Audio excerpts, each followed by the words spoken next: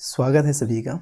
इस वीडियो में हम नेशनल करिकुलम फ्रेमवर्क 2005 एनसीएफ 2005 जिसे बोला जाता है राष्ट्रीय पाठ्यचर्या की रूपरेखा 2005 इसको समझेंगे। ये एक डॉक्यूमेंट है जो एजुकेशन से हाईली रिलेटेड है। एजुकेशन से संबंधित इनके 5 पर्सपेक्टिव है जो मुख्य है, उसे आप याद रखेंगे, उसको हम डिस्कस करेंगे इस वीडियो में। और ये ऐसा टॉपिक है जिससे आपके एग्ज़ाम में क्वेश्चन आएंगे ही आएंगे, ये आप मान के चलिए।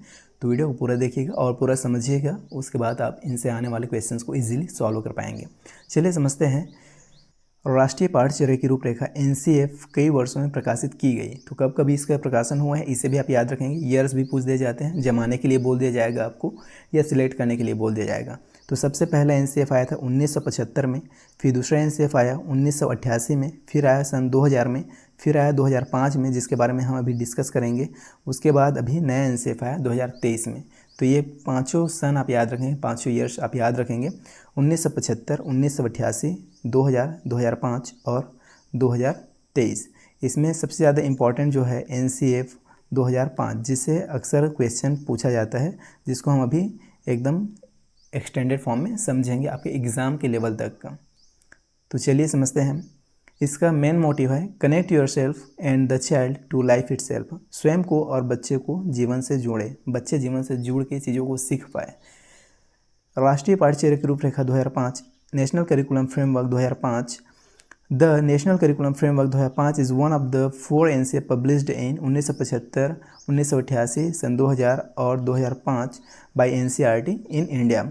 राष्ट्रीय पाठ्यचर्या की रूपरेखा 2005 भारत में एनसीईआरटी द्वारा सन 1975, 1988, सन 2000 और 2005 में प्रकाशित 4 एनसीएफ में से एक है। कौन सा एनसीएफ 2005 की बात हम कर रहे हैं।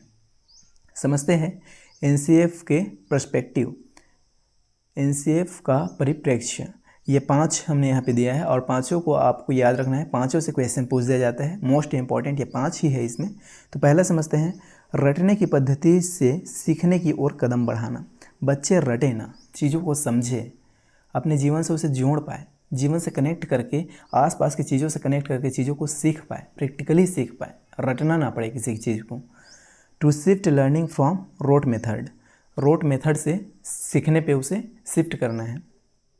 दूसरा है ज्ञान को स्कूल के बाहर के जीवन से जोड़ना। Connecting knowledge to life outside the school. ज्ञान सिर्फ स्कूल क्लासरूम तक सीमित ना रहे, उसे बाहर के जीवन से जोड़ना ताकि बच्चे बाहर के ज्ञान को भी, बाहर की चीज़ों को भी अच्छे से सीख पाए। सीखना सीमित नहीं है कक्षा तक, याद रखेंगे। सीखना कहीं भी हो सकता है, एवरीवेयर एनीवेयर आप सीख सकते हैं, बच्चे सीख सकते हैं। इस बात को आपको ध्यान रखना है। तो ज्ञान को स्कूल के बाहर के जीवन से जोड़ना। फिर थर्ड है परीक्षा को कक्षा शिक्षण में एकीकृत करना तथा इसे अधिक लचीला बनाना। To integrate examination into classroom learning and make it more flexible. इसका क्या मतलब हुआ?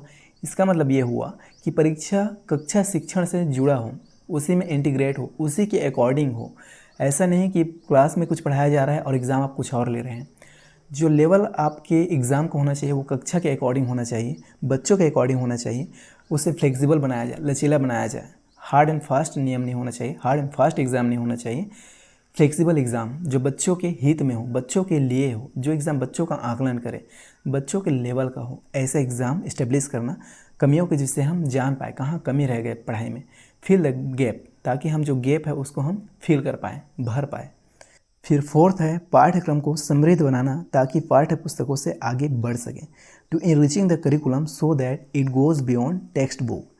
पाठ्यक्रम को, जो करिकुलम है उसको इतना इनरिच कर देना, इतना समृद्ध बनाना है कि वो पाठ्य पुस्तकों से आगे बढ़ सके, पाठ्य पुस्तक तक सीमित ना रहे करिकुलम।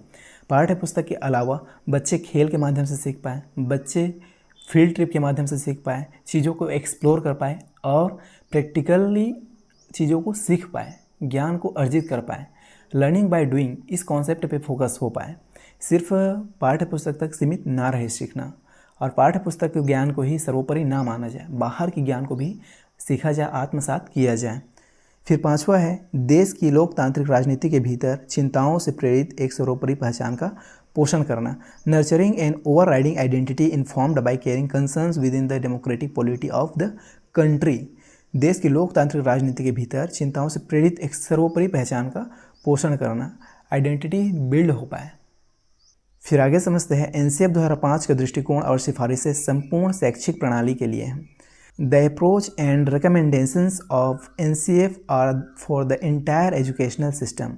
संपूर्ण शैक्षिक प्रणाली के लिए इसका जो रिकमेंडेशन है वो लर्निंग विदाउट बर्डन 1988, शिक्षा बिना बोझ का प्रोफेसर यशपाल के अध्यक्षता में एक रिपोर्ट आई थी समिति की, जिसका नाम क्या था, लर्निंग विदाउट बर्डन 1988, शिक्षा बिना बोझ के। इसे भी याद रखेंगे, किसके अध्यक्षता में आई थी ये रिपोर्ट, तो ये आए थे प्रोफेसर यशपाल।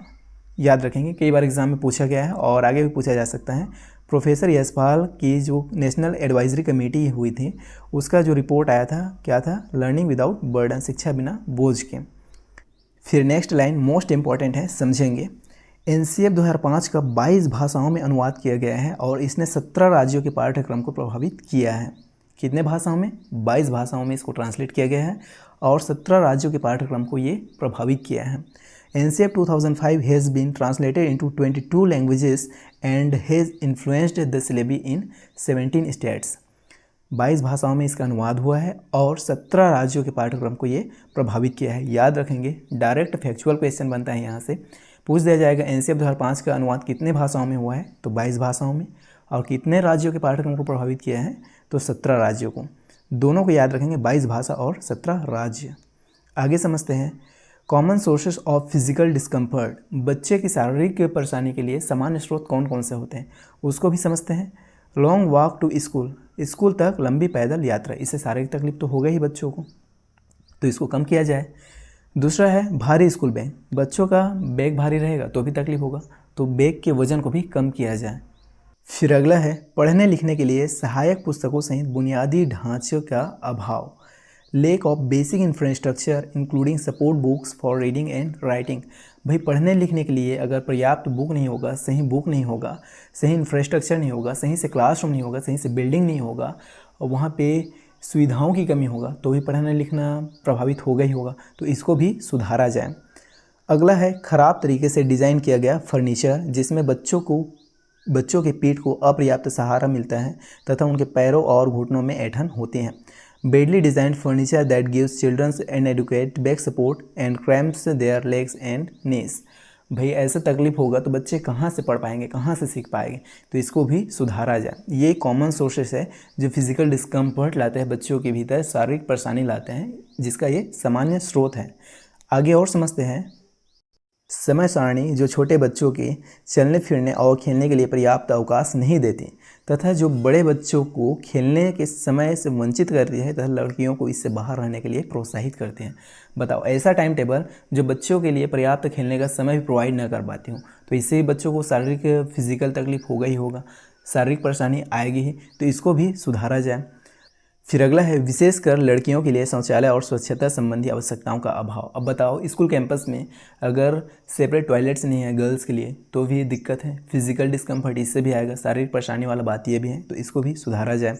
अगला है शारीरिक दंड, मारपीट, अजीब शारीरिक मुद्राएं, मुर्गा मुर्गी बनाना, ये सब भी शारीरिक तकलीफ देगा बच्चों को, शारीरिक परेशानी के स्रोत हैं, तो इन चीज़ों को सुधारने की आवश्यकता है। इन सब चीज़ों का सुझाव देता है NCF 2005। तो इन सभी चीज़ों को आप समझ गए होंगे, याद रखेंगे। आई होप कि आपको वीडियो पसंद आया होगा और NCF 2005 से कैसा भी सवाल पूछा जाए अब आप उसको डेफिनेटली बना पाएंगे। आगे हम NEP 2020 वगैरह भी करेंगे, तो उसके लिए चैनल को सब्सक्राइब करके रखिएगा और वीडियो को एक लाइक कीजिए, साथ ही साथ इसे अपने बाकी दोस्तों के साथ भी शेयर कीजिए। मैं आपसे मिलता हूँ नेक्स्ट वीडियो में। Till then bye.